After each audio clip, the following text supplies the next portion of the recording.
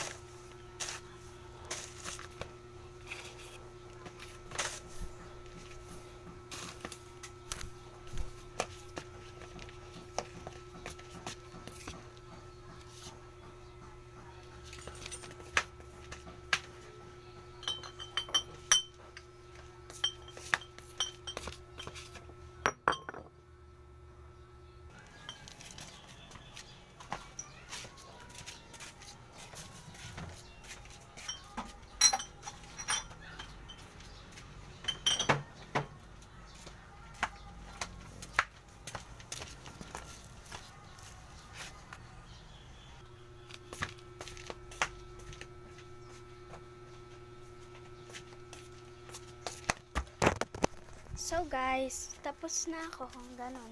Ganon lang maglinis sa tindahan. Tapos, nilagay ko na din yung mga bote nun sa labas. Tapos, bye-bye na guys. Don't forget to like and subscribe. Bye-bye.